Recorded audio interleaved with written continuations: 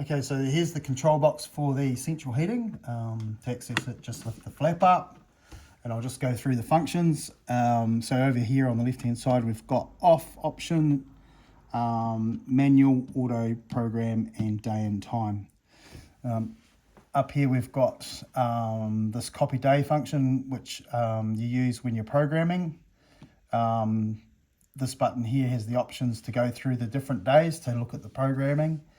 And then we've got the adjustment for the time and the temperature. And then that information button there with the eye, that just tells you what the temperature is in the house. You just push it once, and then it'll revert back to what temperature you've set for the central heating. These buttons here, the coffee icon looks like a grandfather chair and a bag. We never use these. These, if you go out of the house, you just push the coffee button. I don't really know too much about it. We've never used it, but it's an option if you want to look it up somehow. In here we have the battery case, or the batteries. If this goes flat, then you just replace the batteries inside there. And that's pretty much it for the functions in terms of buttons. There are another 6 buttons here that offer you the option of programming different time periods during the day. So we can go through how to program the central heating. So you click at the program. You've got obviously the days of the week there, 1 through to 7, and how you go through and look at different options for different days. You can go through and just select certain days and do programming for each day depending on where you're going to be at work or whatever.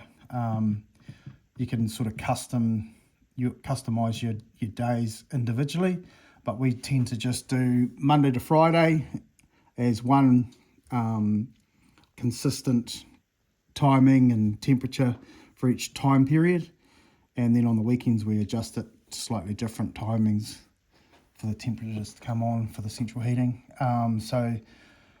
Start Monday, which is day 1. We've got the time flashing there and the temperature option there. So to adjust the time as to when you want the central heating to come on first thing in the morning, you just push the time up and down button. So we'll keep it at 5:30 in the morning, and we've set the temperature to 20 degrees. So we don't generally go over 20 degrees. We find that sufficient for this house, but you know, that's up to you. So we click on the second time period. So we've got it set at 8:30, it turns off. So we've lowered the temperature down, the central heating temperature down to 8.5. So if the house temperature goes below 8.5, the central heating will come on. It never goes down that low. That's why I've set it. So we want it off for the rest of the day. And these are the other time period options you have. So it's quite customizable. Time period 5 is when it comes back on, 6 o'clock for 20 degrees. And then the last time period, it turns off at 10 o'clock. And again, I set it down to 8.5 degrees, so I know it's not going to go on during the night. So you've set your first day from 5:30 on, 8:30 to switch off, comes on at 6 o'clock, and then it turns off at 10 o'clock. And if you want that for the whole week, you just go copy day, 1, 2, 3, 4. And then if you want to change it, the timings and the temperature on the weekend, I just generally, to save it, I'll click to auto, and then I'll go back to program, and then I'll hit the day button up here, and I'll go to Saturday, which is day 6, and then I'll adjust the time, and you can see I've already done it. It's different to the original week time. So let's say we want it to come on at 7 o'clock at 20 degrees.